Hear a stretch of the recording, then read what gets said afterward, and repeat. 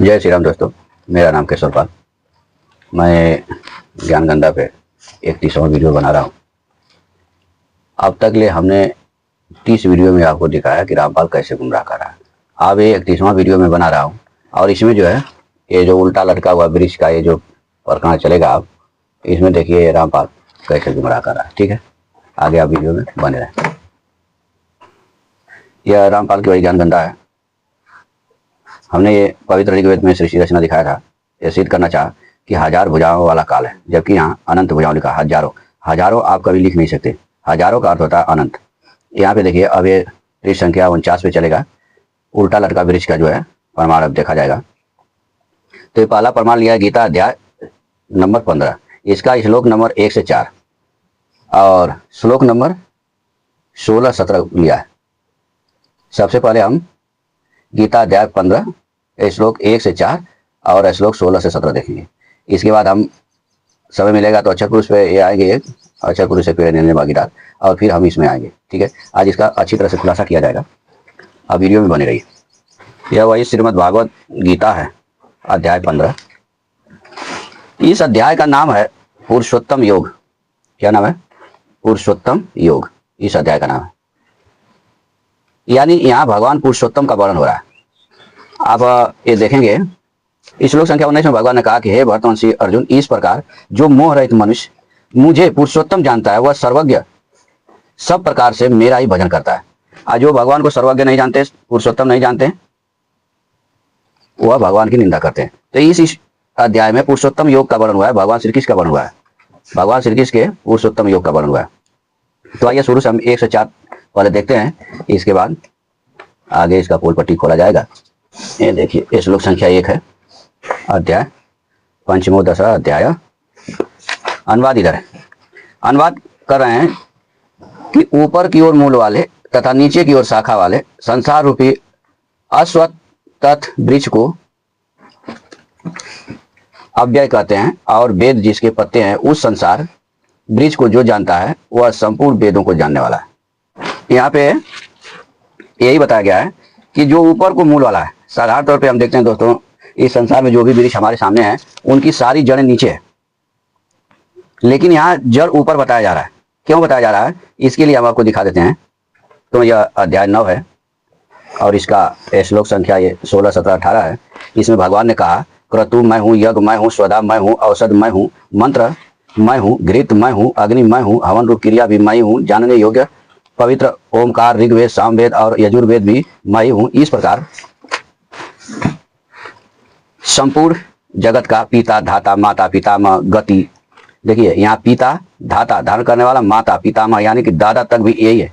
भर्ता, प्रभु, साची, निवास, आश्रय, सूर्योदय, उत्पत्ति, प्रलय, स्थान, निधान, भंडार और अव्यय अविनाशी बीज भी मैं हूँ। यानी सब कुछ भगवान स्वयं है, अविनाशी बीज भी वही है। दोस्तों यहाँ जो है ये रामपाल के द्वारा जो उल्टा लटका वृक्ष है, इसकी जो जड़ है, यानी बीज कहने का अर्थ है जैसे एक आम का आप बीज ले लीजिए। दोस्तों ये उल्टा लटका वृक्ष जो है, इसका कहने का अर्थ है कि जैसे एक बीज ले लीजिए, यहाँ पे कोई दिखाई तो नहीं, जैसे एक बीज ले लीजिए, आम का एक पेड़ है, वह आम के बीज से बना हुआ है। वह आम का जो बीज था वही बीज जो है जड़ के रूप में, ये दिखा देता हूँ, ये देखिए वही बीज इस जड़ के रूप में है, वही बीज इस पेड़ के रूप में है, ये मोटा वाला शाखा, और वही बीज जो है इस पतला वाला शाखा के रूप में है, और वही बीज टहनी भी है, वही बीज पत्ते भी है, वही बीज है, सब कुछ है। ये जितना भी पेड़ का संरचना है सब कुछ वही बीज ही बना है। अब फिर वह बीज जो है, ये पेड़ को मान लीजिए आम का पेड़ है, तो फिर वही बीज जो है इस आम के पेड़ से एक अलग बीज बन करके इसके जैसा अनंत पेड़ बना दिया। तो हमारे सनातन संत ग्रंथों में यही लिखा है कि जो एक परमात्मा है वही बीजक हैं, वही परमात्मा सब कुछ बने हुए हैं। ये जो भी जड़ चेतन संसार हमारे सामने दिखाई दे रहा है ये सब कुछ परमात्मा ही है। तो यहाँ पे ऊपर को जड़ वाला कहने का अर्थ है दोस्तों कि परमात्मा सर्वोपरि है। जैसे पेड़ में जड़ें सर्वोपरि है, यदि जड़ें सूख जाए तो पेड़ की ये पत्तियां, डालें सब कुछ सूख जाती है। यानी यह जड़ों से ही ये हरा भरा रहता है, पत्तियां, पेड़ सब कुछ हरा भरा रहता है। तो ये ऊपर को पेड़ करने वाला का अर्थ यही है कि परमात्मा सर्वोपरि है। ठीक है, तो यहाँ पे हमारे सनातन ग्रंथ में ये जो जड़ है ये स्वयं भगवान नारायण भगवान श्री कृष्ण है, और जब ये मोटी शाखा जो है ये स्वयं ब्रह्मा जी है। यही से तमाम शाखाएं निकली हुई है। ठीक है, तो अब आगे इसमें देखिए। तो दोस्तों हमें अब आशा है कि आप लोग इस पहले श्लोक को समझ गए होंगे कि ऊपर का जो जड़ है वह स्वयं भगवान श्री कृष्ण है, और जो नीचे जो मोटा शाखा है ये जो रामपाल बनाया है इसी में दिखा देते हैं, ये जो मोटा शाखा है ये ब्रह्मा जी का रहते हैं। इसके बाद ये अन्य शाखाएं निकलती है। अगले श्लोक में देखिए क्या कर रहे हैं, ये श्लोक संख्या 2 है। इसमें भगवान कह रहे हैं उस संसार वृक्ष की गुणों सत्व रज और तम के द्वारा बढ़ी हुई तथा विषय रूप कोपलों वाली शाखाएं नीचे मध्य और ऊपर सब जगह फैली हुई है। मनुष्य लोक में कर्मों के अनुसार बांधने वाले मूल भी नीचे और ऊपर सब तरफ व्याप्त है। दोस्तों अगला जो अध्याय 14 था उसका अध्याय का नाम है गुण विभाग योग। अब थोड़ा सा और हम दिखा देते हैं आपको। इस अध्याय 14 का दोस्तों नाम है गुण विभाग योग। इसमें भगवान ने 14 श्लोक में बताया कि जिस समय सत्व गुण बढ़ा हो उस समय यदि देहधारी मनुष्य मर जाता है तो वह उत्तम बेताओं के निर्मल लोकों में जाता है। 15वां बोलते हैं कि रजोगुण के बढ़ने पर मरने वाला प्राणी कर्मसंगी मनुष्य जोनि में जन्म लेता है तथा तमोगुण के बढ़ने पर मरने वाला मूढ़ जोनि में जन्म लेता है। इसी चीज को भगवान ने यहाँ बताया कि ये 15वां के दूसरा श्लोक में भगवान ने इसी चीज को बताया कि इन गुणों की बताया कि उस संसार वृक्ष की गुणों सत्व रज और तम के द्वारा बढ़ी हुई तथा विषय रूपी कोपलों वाली विषय का मतलब कामना, कोपलों वाली शाखाएं नीचे मध्य और ऊपर सब जगह फैली हुई है। मनुष्य लोक में कर्मों के अनुसार बांधने वाले मूल नीचे और ऊपर सब जगह व्याप्त है। यानी जो जैसा गुण रहता है उसके अंदर जो गुण रहता है वो जिसमें मर जाता है, 14वें अध्याय में हमने दिखाया आपको 14-15 में, तो उसके हिसाब से जन्म ले रहा है। उसी चीज को यहाँ बता रहे हैं कि गुणों के प्रभाव से वो अलग अलग जोनियों में ऊपर नीचे सब चले जाते हैं। अगला भगवान ने बताया कि इस संसार वृक्ष का जैसा रूप देखने में आता है वैसा यहाँ विचार करने पर मिलता नहीं है, क्योंकि इसका न तो आदि है न अंत है और न स्थिति है। इसलिए इस दृढ़ मूल वाले संसार रूप अवस्था वृक्ष को दृढ़ असंगता रूप शास्त्र के द्वारा काट कर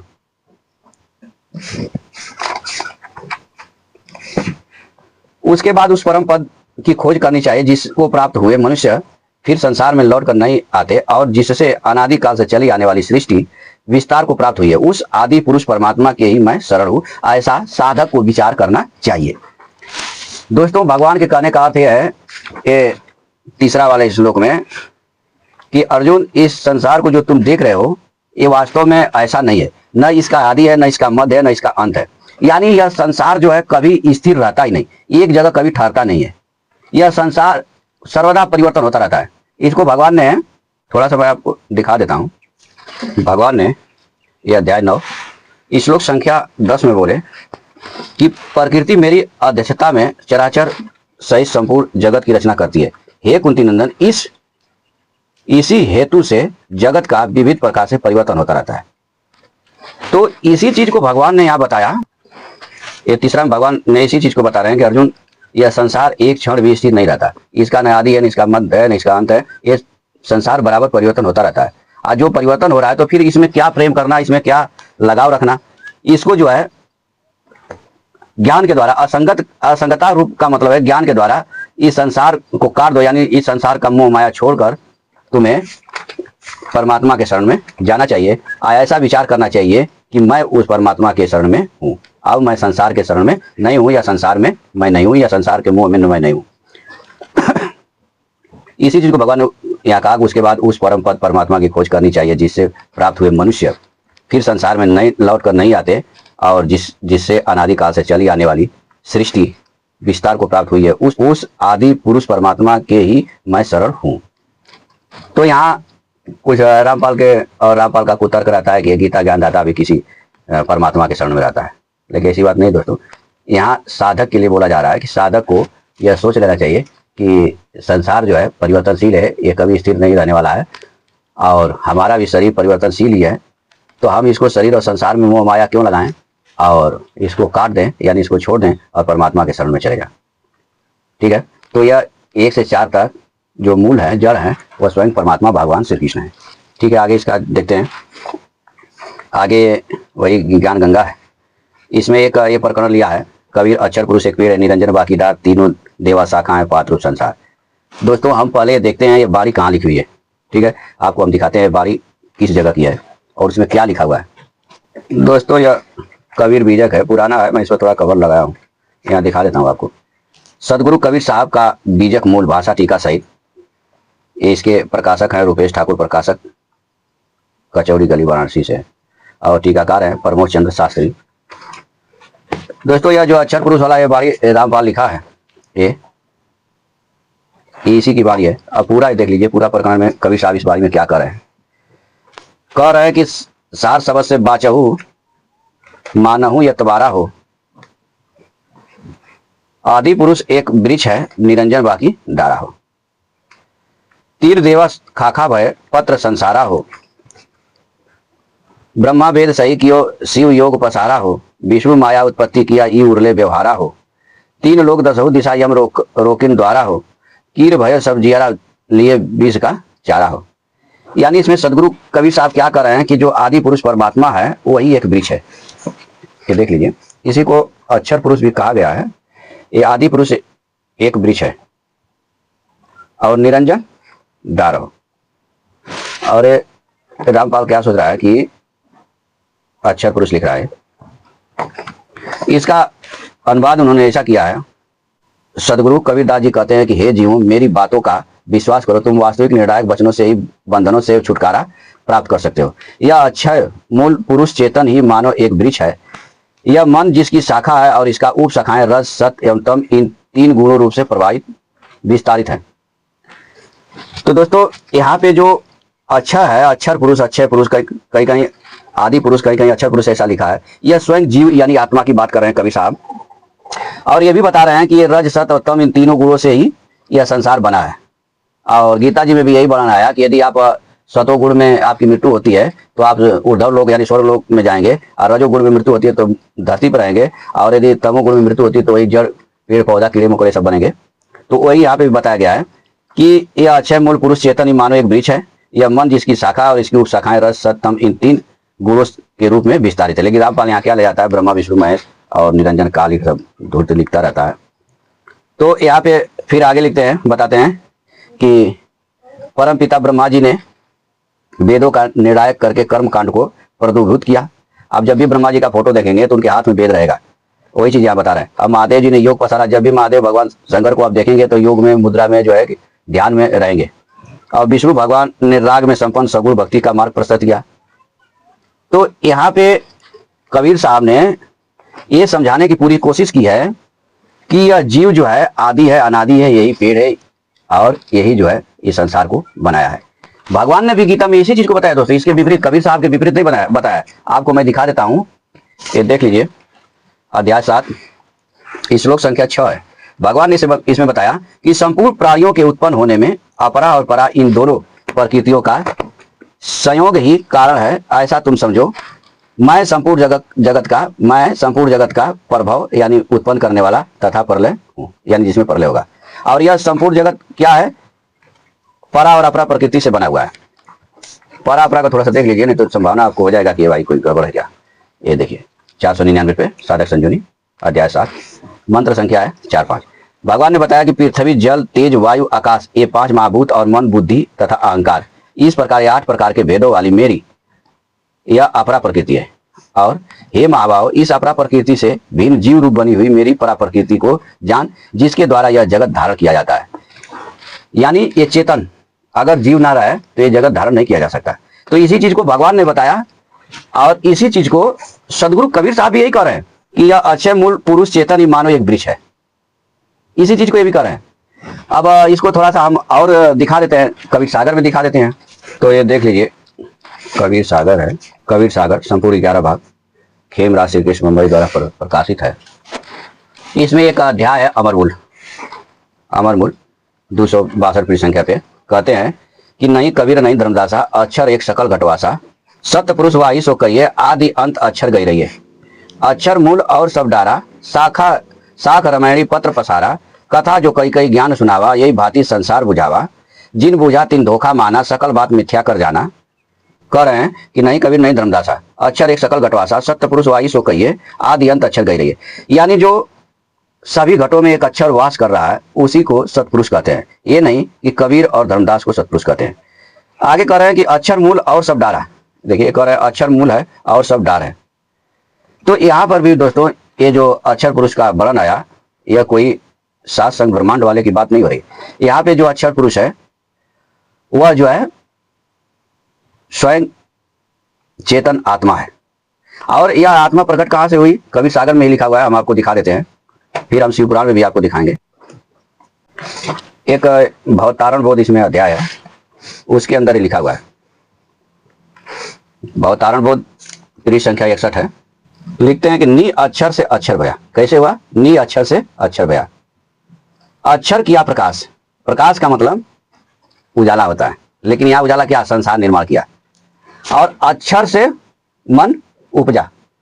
यहाँ पे थोड़ा बारी अलग तरीके से एक मैं ग्रंथ में और पढ़ा था, दामा खेड़ा वालों का ग्रंथ था, उसमें लिखा था कि नहीं अक्षर से अक्षर भया, अक्षर किया प्रकाश, अक्षर से मन उपजा सुन संत धर्मदास। अब मन से माया उपजी, ये वो बारी इसमें थोड़ा नहीं लिखी हुई है। मन से माया उपजी, माया के 3 रूप, त्रिगुण लिखा है, 3 रूप, 5 तत्वों के महल में बाधा सकल स्वरूप।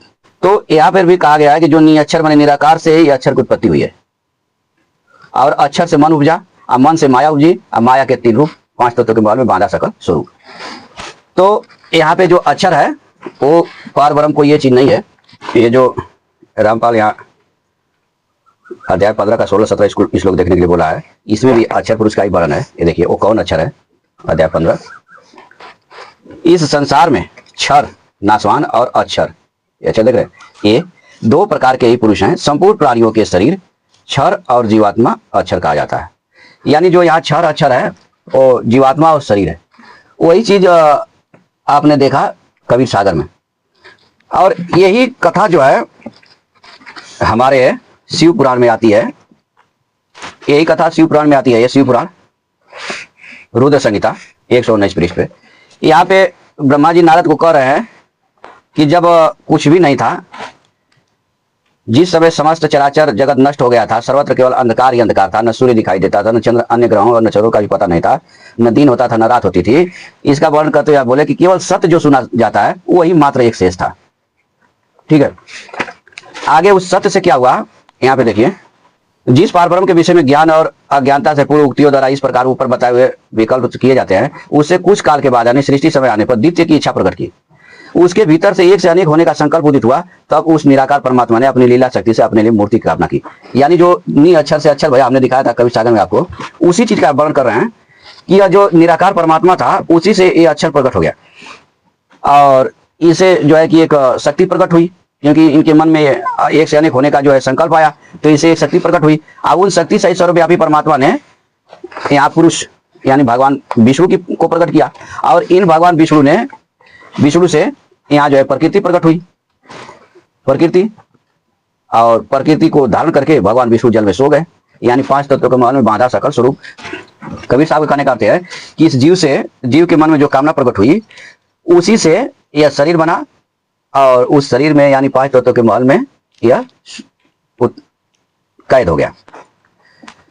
तो यहाँ पे भी वही चीज का वर्णन हो रहा है। यहाँ पे किसी अलग से अक्षर पुरुष क्षर पुरुष काल का वर्णन नहीं हो रहा है। यह है सदगुरु ग्रंथ साहिब, ये गरीबदास जी के वाणी के नाम से भी प्रसिद्ध है दोस्तों। यह लोकनाथ पब्लिकेशन से प्रकाशित है और हमने इसका PDF डाउनलोड करके पुस्तक बनाया है। इसमें रामपाल का एक छोटा सा और कुतर्क हम देख लेते हैं। ये इसका कुतर्क रहता है, हम ही अलग कला है, मूल रूप का तार, अनंत कोटि ब्रह्मांड का मैं ही सृजनहार। ये सिद्ध करना चाहा कि कवि साहब कह रहे हैं कि मैं ही संसार को बनाने वाला हूँ, जबकि वाणी यहाँ देख लीजिए। यह वाणी ऐसे है कि हम ही अलग कला है, इतना तो इसने लिया। इसमें देखिए ये हम ही अलग कला है, इस वाणी को तो इसको तो साफ साफ ले लिया। ये हम ही अलग कला है, कुतुब गौस और पीर, इसको छोड़ दिया। अब इसको क्या कहा? मूल रूप का तार। फिर कहते हैं खालिक धनी हमारा नाम कबीर, गरीबदास खालिक धनी हमारा नाम कबीर। अब एक लिख दिया है कि अनंत कोटि ब्रह्मांड का मैं ही सृजनहार। पूरा ये चौका छक्का मार करके दोस्तों इसमें एक और गप्पा मारा था, थोड़ा सा दिखाई देता हूँ आपको। हमने उसको दिखाया था पहले दोस्तों। यह पृष्ठ संख्या 81 पे स्वामी रामानंद जी के मन की बात बताने वाले में इसने एक और गप्पा मारा था। यहाँ पे देखिए 439 बाणी लिया, 40 लिया और सीधे 47 ले लिया। इसके बीच की बाणियों को छोड़ दिया, यानी 41, 42, 43, 44, 45 छोड़ दिया। अब ये लिया 436 लिया, और 37-38 छोड़ करके 439 ले लिया, ये बीच में छोड़ दिया। यहाँ पे लिखा था दोस्तों, मैं दिखा देता हूँ आपको, ये देख लीजिए, ये हम समतुल नहीं और, इसके भी बारे में देख लीजिए, हम समतुल नहीं और, यहाँ पे भी लिखा है हम समतुल नहीं और। इसमें लिखा था क्या कि मैं माया मैं काल हूँ, मैं हंसा मैं बन, दास गरीब दयाल में हम ही करे बिंदवास, ममता माया हम रची काल जाल सब जीव, दास गरीब प्राण पद हम ही दाताल पीव। ये दो बानियाँ इसने छोड़ दिया। अब यहाँ इसको ये लगा कि मैं इसको दिखाऊंगा तो लोग क्या कहेंगे, हमने तो गीता ज्ञानदाता भगवान श्री कृष्ण को ही काल घोषित कर दिया है यहाँ पे, जबकि ये कबीर ही काल बता रहे हैं कि मैं ही काल हूँ। तो अगर मैं इस बारी को दिखाऊंगा तो लोग हम क्या सोचेंगे, तो इसलिए इसने छोड़ दिया। तो ये बड़ा गप्पे मारता रहता है दोस्तों, ये गप्पे बहुत मारता रहता है। तो दोस्तों आपने इस वीडियो में क्या देखा कि यहाँ जो मूल में भगवान श्री कृष्ण स्वयं है और उन्हीं से सारी सृष्टि प्रकट हुई है। अक्षर पुरुष एक पेड़ है निरंजन बाकी डार, तीन देव खाखा भय पात्र रूप संसार। हमने बीजक में भी दिखाया कि कवि साहब भी वही कर रहे हैं कि यह जीव ही इस संसार को धारण करता है। और भगवान श्री कृष्ण ने भी गीता के 7वें अध्याय में यही बताया कि यह परा और अपरा प्रकृति ही संसार को धारण करती है, मैं इसका प्रभाव यानी इसको उत्पन्न करने वाला हूँ, और प्रलय यानी ये मुझ में ही प्रलय हो जाएगा, ऐसा उन्होंने बताया 7वें अध्याय में। तो यहाँ पे किसी क्षर पुरुष अक्षर पुरुष इत्यादि की बात नहीं हुई है, केवल बाबा रामपाल ने गुमराह किया। ठीक है, यहाँ पे जो है शरीर और संसार की बात हो रही है, और इस संसार को उत्पन्न करने वाला जड़ में भगवान श्री कृष्ण स्वयं है, जो अनादि बीज है, हमने आपको दिखाया था गीता में। तो आज के लिए इतना ही, फिर मिलेंगे नेक्स्ट वीडियो में, तब तक के लिए जय सीताराम।